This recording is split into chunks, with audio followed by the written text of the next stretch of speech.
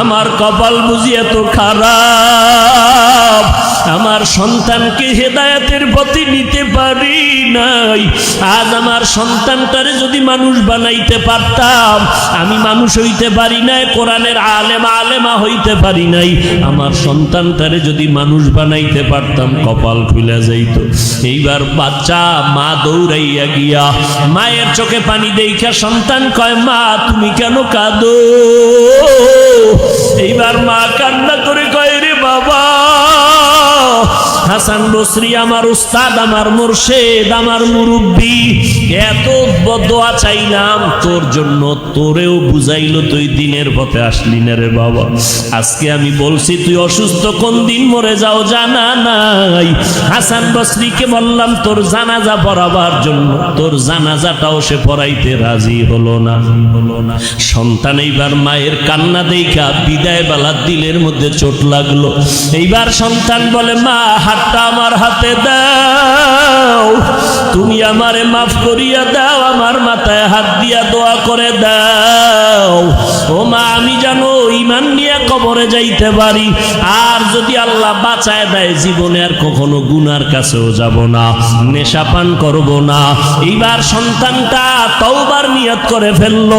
এবার মা আল্লাহর দরবারে মুনাজাত করে কান্না করে, মালিক আমার এই সন্তানের তওবা তুমি কবুল করে নাও, ওর বাবা দুনিয়াতে নাই, আমার সন্তানের কারণে যেন ওর বাবার আযাব না হয়, এই সন্তানের কারণে আমি মা যেন কবরে কষ্ট না পাই। ও আল্লাহ তুমি আমার সন্তানটার তওবা কবুল করে নাও। সন্তানটা এভাবে অসুস্থ তওবা করিয়া এক পর্যায়ে মরিয়া গেল। এবার জানাজাকে পড়াবে, দাফন কাফনের ব্যবস্থার জন্য লোকজন দায়িকা নিয়ে আসলো। জানাজা পড়াবার কোনো হুজুর নাই। ওই মহিলাও ভয়ে হাসান বসরির কাছে যায় না, কারণ তিনি বলছে তোমার সন্তানের জানাজা আমি পড়াবো না। গোসল টোসল করাইয়া যখন সন্তানকে রেডি করা হয়, আল্লাহর বান্দি দেখে হাসান বসরি হাজির।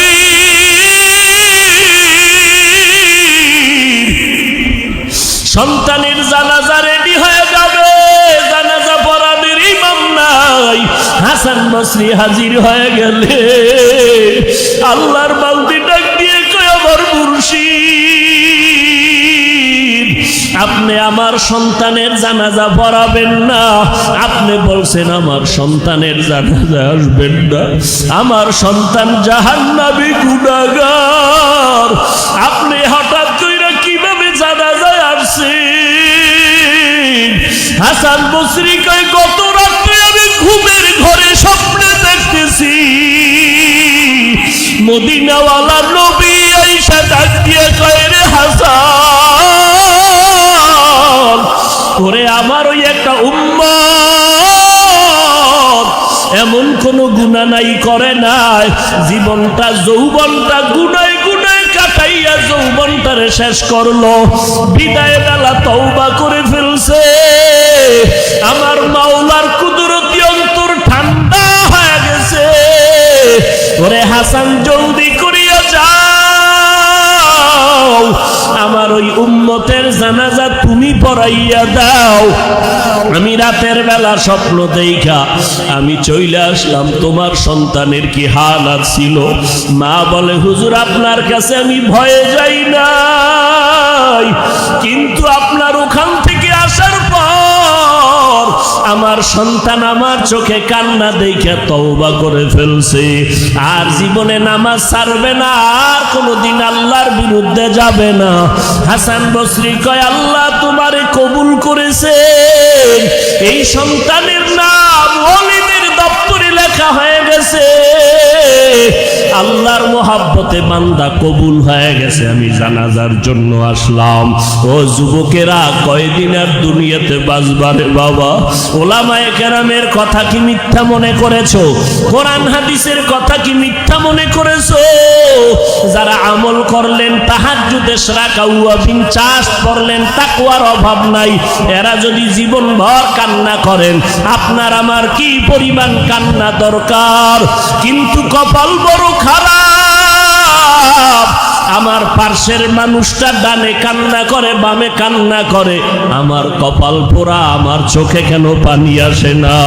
এ বান্দা ডানে বামে তাকাইয়া দেখো কত বান্দার চোখে পানি, অথচ তোমার আমার চোখে কেন পানি নাই? ওরে জাহান্নামের আগুন কি সহ্য করতে পারবা? আজকে এই গরম সহ্য করতে পারি না, গুনাহগার হয়ে গেলে কবরে জাহান্নামের আগুন কেমন করে সহ্য করবারে বাবা? ও যুবকেরা, চাকরি করো, ব্যবসা করো, লেখাপড়া করো, বাধা নাই, মা বাবার দোয়া নিয়ে এখনো সময় আছে, ওই যুবকের মতো তওবা করে নাও, মনে মনে ডাকো আর বলো, হে মালিক, এই মজলিসে আমার মতো গুনাহগার কেউ নাই। এই হাতের দ্বারা কত গুনাহ করেছি, জবানের দ্বারা কত গুনাহ করেছি, এই চোখের দ্বারা অন্তরের দ্বারা কত অন্যায় করেছি। ও আল্লাহ, মা বাবার সাথে কত বেয়াদবি করেছি, ওলামায়ে কেরামের সাথে কত বেয়াদবি করেছি। ও আল্লাহ, আমার বুঝি জাহান্নাম ছাড়া উপায় নাই। ওলামায়ে কেরাম যে জাহান্নামের বয়ান করে, এগুলো সইতে পারবো না রে আল্লাহ। এই গুনাহ নিয়ে কবরে যেতে চাই না। এই গুনাহ নিয়ে কবরে গেলে দুই পার্শ্বের মাটির চাপ সহ্য করতে পারবো না। ও আল্লাহ, মরণ থেকে পালাবার উপায় নাই, একদিন তো মরণ হবেই হবে। ও এলাকার মুসলমান, আল্লাহকে বলো আর ডাকিয়া বলো, আল্লাহ, মরণ যদি দাও, নামাজের অবস্থায় মরণটা দিও, মরণটা রোজার হালাতে যেন হয়, কোরআন তেলাওয়াত অবস্থায় মরণ যেন হয়, তাহাজ্জুদের সেজদায় যেন মরণ হয়ে যায়। আজরাইল যদি পাঠাও, আইসা যেন দেখে আমি নামাজে দাঁড়াইছি, আজরাইল আইসা যেন দেখে আমি মাওলার কোরআন তেলাওয়াত করতেছি, আজরাইল আইসা যেন দেখে না আমি গীবতে শামিল, আজরাইল আইসা যেন দেখেন আমি গুনায় লিপ্ত, আমি ঝগড়ায় লিপ্ত, আমি গালাগালিতে লিপ্ত। এই অবস্থায় যদি আজরাইল পাঠাইয়া দাও, এমন অবস্থায় আমার রুহটা ধরিয়া যখন টান দিবে, আমার রগগুলো ছিঁড়িয়া যাবে, আমি কবরের বাসিন্দা হইয়া আযাব সহ্য করতে পারবো না। ও আল্লাহর বান্দারা, চোখে পানি না আসলে কাঁদো আর বাহানা করো, আর আল্লাহকে বলো, আল্লাহ, কপাল এত পুড়িয়া গেল, চোখে কেন পানি নাই? সাহাবায়ে কেরাম যদি কান্না করে, আমার কান্না কেন হবে না? ও আল্লাহ, কান্নাওয়ালা চক্ষু দান করেন, কান্নাওয়ালা চক্ষু দান করেন। ও আল্লাহর বান্দারা, ডানে বামে দেখো কার চোখে পানি, হাতটা বাড়াইয়া পারলে দোয়া নাও, আর বলো, কান্নাওয়ালা ভাই, একটু দোয়া করবেন, আমার কপাল বুঝি পুড়িয়া গেছে। চোখের পানিওয়ালার দোয়া খালি ফেরত যাবে না, আর কান্নাওয়ালা যদি দোয়া করে আর দোয়া ফেরত যাবে না। ও যুবকের, আজ আর মা বাবা দুনিয়াতে নাই, ওই মা বাবার জন্য দোয়া করো, যার মা বেঁচে আছে। বাড়িতে গিয়া মাকে বলিও, মা, মাথায় হাত দিয়ে একটু দোয়া করিয়া দাও, তুমি দোয়া করলে আমার কপাল খুলিয়া যাবে। আরে যার মা নাই তার দোয়ার দরজা বন্ধ, যার বাবা নাই তার দোয়ার দরজা বন্ধ। এরে আল্লাহর বান্দা, আমি মাদ্রাসার খেদমতে আছি, মাদ্রাসা পরীক্ষা হয়ে গেল, বন্ধ দিয়া দিলাম, ছাত্ররা সবাই বাড়িতে যাইতেছে। হঠাৎ করে দেখি দুইটা বাচ্চা সিঁড়ির গোড়ায় বসে বসে কান্না করতে, বাচ্চা দুইটা কাঁদে। জিজ্ঞাসা করলাম, সব ছাত্ররা বাড়ি গেল, তোরা কেন যাও না?